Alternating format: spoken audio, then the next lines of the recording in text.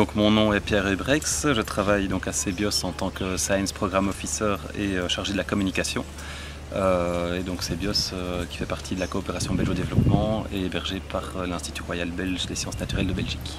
Oui, tout à fait. Alors déjà CBIOS, c'est vrai qu'on participe en tant que participant, mais on est co-organisateur pour toute une série de choses. Et donc moi personnellement, ce matin, j'ai tenu une session sur les policy briefs. Donc les policy briefs, c'est les notes d'intention politique. Et à quoi ça sert en deux mots? Ça sert à rapprocher les mondes de la science et de la politique.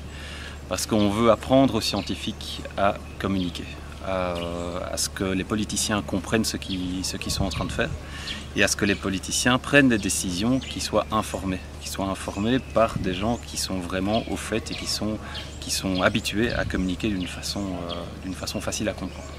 Donc c'est ça un policy brief. On met sur une feuille A4 environ recto verso, on essaie de mettre des recommandations politiques. Et c'est pas un exercice facile parce que les scientifiques, ils ont l'habitude d'être exacts, parfaitement exacts, d'être exhaustifs. Ils ont l'habitude de toute une série de codes scientifiques qui ne sont pas les mêmes que les codes politiques. Et donc c'est ça qu'on a fait ce matin. Oui, les deux en fait. Il y a beaucoup d'intérêt et on se rend compte qu'il y a encore beaucoup de limitations.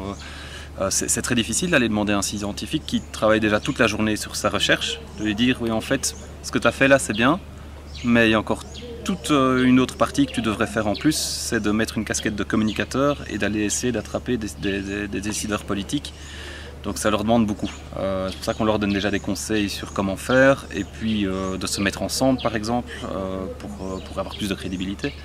Donc il y a plusieurs trucs à faire pour ça, mais eux ça leur demande beaucoup. Heureusement, il y a beaucoup d'intérêt parce qu'on voit que ça fonctionne.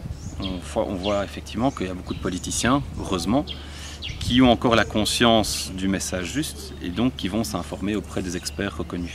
Et pour devenir un expert reconnu, il faut se faire entendre. Il se fait sentir partout. Moi, je donne des formations en Belgique aussi là-dessus. Comme vous dites, Bujumbura avant et maintenant à Kisangani. Le monde politique a cette particularité qu'il faut un peu courir après parfois. Et donc ça c'est quelque chose pour des scientifiques, voilà, il faut leur apprendre. Il faut un peu sortir de sa zone de confort en fait. Et donc ça stipule qu'à un certain moment, on donne des conseils très pratiques sur, voilà, vous voyez un politicien, vous tombez dessus, avec de la chance par exemple, vous avez maintenant environ 5 minutes pour le convaincre.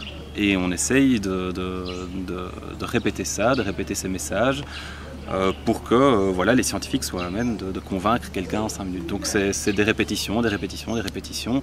On identifie ce qu'ils veulent dire. Donc est-ce que vraiment c'est important de se présenter pendant déjà 3 minutes ou est-ce qu'on ne mettrait pas l'accent plutôt sur la problématique, les recommandations? Est-ce que votre méthode, même si c'est important pour vous, est-ce que c'est ce qu'il y a de plus important pour un politicien? Comment vous avez échantillonné par exemple, c'est pas toujours ce qui est le plus intéressant pour les politiciens. Donc déjà avec eux, on voit concrètement ce qu'ils peuvent faire, comment ils peuvent raccourcir, ce qu'ils peuvent mettre en avant. Et maintenant c'est très intéressant aussi de confronter ça avec d'autres, comme des journalistes comme vous, qui ne sont pas scientifiques, mais qui peuvent dire voilà, là c'était compréhensible, là moins, peut-être qu'il y a encore un travail à faire là parce que si tu vas montrer ça à un politicien, il ne va rien comprendre. Donc c'est un peu le travail qu'on fait, on essaie de vraiment faire en sorte que ces deux mondes-là, de plus en plus, collaborent. Et donc là maintenant on est avec des scientifiques, mais de l'autre côté aussi, on crée des événements chez les politiciens pour leur dire, regardez les efforts que les scientifiques font, vous aussi essayez de vous mettre un peu au langage scientifique et donc essayer de créer des ponts. Donc on fait des événements avec le plus possible d'interaction entre ces différents mondes. En fait, il n'est pas seulement destiné aux politiciens, c'est vrai, mais la façon dont c'est structuré, les recommandations qui sont émises à la fin, qui sont des recommandations parfois politiques, financières, sont surtout destinées à des politiciens. Maintenant, vu que c'est déjà un contenu qui est vulgarisé, on aurait tout intérêt aussi à montrer ces policy briefs, pourquoi pas à un public de journalistes, à des médias. Généralement, on réserve plus des brochures ou ce genre de format pour les médias, mais c'est vrai que même pour les ONG, c'est toujours très intéressant de voir ce que veut faire la communauté scientifique, où vont les recherches, vers quelles recommandations, pour voir ensemble si après il n'y a pas quelque chose à faire pour créer des méta-policy briefs. Donc ça veut dire un regroupement de notes d'intention politique sur la même thématique pour avoir encore plus de crédibilité, de poids, de réseautage, etc. Donc oui, on peut tout à fait imaginer que ce soit un modèle qui s'exporte pour plusieurs publics cibles. Maintenant, comme c'est structuré, vraiment on vise les politiciens, mais il n'y a pas de règlement. Personne n'a écrit de règlement pour les notes d'intention politique. Il n'y a pas quelque chose de noir sur blanc. Donc tout le monde en fait ce qu'il veut avec ses moyens et surtout avec son temps. Parce que comme j'ai dit, les scientifiques souvent ont le temps qu'ils ont, ils sont déjà très pris par leur recherche. Donc leur demander en plus de faire ce travail de communication, c'est pas toujours facile pour eux.